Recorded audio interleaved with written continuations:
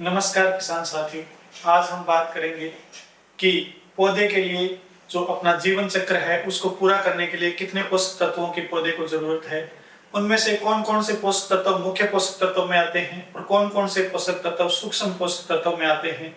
और फिर हम इसमें धीरे धीरे बात करेंगे कि किस पोषक तत्व का प्लांट के लाइफ साइकिल में या पौधे के जीवन चक्र में क्या प्रभाव पड़ता है। सबसे पहले यदि हम बात करें तो एक पौधे को अपना जीवन चक्र पूरा करने के लिए 17 मुख्य पोषक तत्वों की जरूरत होती है, जिनमें से 9 पोषक तत्वों को हम मुख्य पोषक तत्व मानते हैं और 8 पोषक तत्व सूक्ष्म पोषक तत्वों की कैटेगरी में आते हैं। मुख्य पोषक तत्व जो होते हैं उनकी मात्रा किसी भी पौधे में परसेंटेज बेस पर मापी जाती है। जैसे नाइट्रोजन की मात्रा 1% तक, फास्फोरस की मात्रा पौधे में एक आधे % से लेके 1% तक, ऐसे ही कैल्शियम की मात्रा 1 से 2% तक। तो अलग अलग पोषक तत्वों की परसेंटेज के बेस पर अगर हम मात्रा माप रहे हैं, मुख्य पोषक तत्व माने जाते हैं। जिन पोषक तत्वों की मात्रा हम पार्ट्स पर मिलियन कह दीजिए या मिलीग्राम प्रति लीटर में मापते हैं, जो बहुत ही कम मात्रा होती है, वो सारे पोषक तत्व सूक्ष्म पोषक तत्वों में आते हैं। तो 17 पोषक तत्वों में से जो 9 पोषक तत्व मुख्य पोषक तत्व हैं वो इस प्रकार हैं: कार्बन, हाइड्रोजन, ऑक्सीजन, जो कि पौधे को इन्वायरमेंट से मिलते हैं, जिनके लिए हमें किसी भी फर्टिलाइजर डालने की जरूरत नहीं है, कोई भी हमें उसके लिए एक्स्ट्रा खुराक डालने की जरूरत नहीं है। कार्बन को पौधा कार्बन डाइऑक्साइड के थ्रू ले लेता है। सिमिलरली हाइड्रोजन और ऑक्सीजन को पौधा पानी से या इन्वायरमेंट से ले सकता है। उसके बाद यदि हम बात करें अन्य मुख्य पोषक तत्वों की, तो उसमें पोषक तत्व आते हैं नाइट्रोजन, फास्फोरस और पोटासियम, जिनके लिए हम अलग अलग स्पेशलाइज्ड फर्टिलाइजर डालते हैं। अलग अलग समय पर अलग अलग उर्वरकों का उपयोग किसान साथी करते हैं। उसके बाद 3 मुख्य पोषक तत्व और हैं, जिनमें है कैल्शियम, मैग्नीशियम और सल्फर। इनके लिए भी हम अलग से फर्टिलाइजर्स का इस्तेमाल भी करते हैं और इनमें से कुछ पोषक तत्व जो हैं नाइट्रोजन, फास्फोरस और पोटास के जो फर्टिलाइजर हैं उनके साथ भी हमें मिल जाते हैं। जैसे हम एसएसपी सिंगल सुपर फास्फेट का उपयोग फास्फोरस देने के लिए करते हैं, लेकिन इसमें हमें कैल्शियम और सल्फर की मात्रा भी मिल जाती है। तो हम कैल्शियम, मैग्नीशियम और सल्फर के लिए अलग से उर्वरकों का इस्तेमाल भी करते हैं और ये हमें मुख्य पोषक तत्वों नाइट्रोजन, फास्फोरस और पोटेशियम के फर्टिलाइजर से भी मिल जाता है।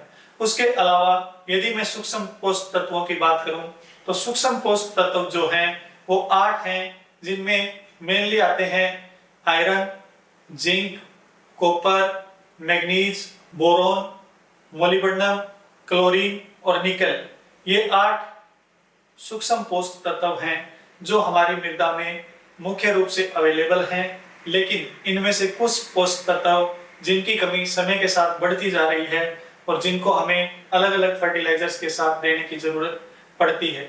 इनमें जो पोषक तत्व हैं जिनकी कमी मुख्य रूप से बढ़ रही है, उनमें मुख्य पोषक तत्व आता है जिंक, जो कि एक सूक्ष्म पोषक तत्व है, लेकिन इसकी आज के समय इंडिया की मिट्टी में या भारत की मिट्टी में बात करें तो 50 से 60% मिट्टी जो है वो जिंक में डेफिशिएंट है। फिर दूसरा जो न्यूट्रिएंट इसमें है वो बोरोन है, जिसकी एक सूक्ष्म पोषक तत्व होते हुए भी डेफिशिएंसी लगातार बढ़ रही है।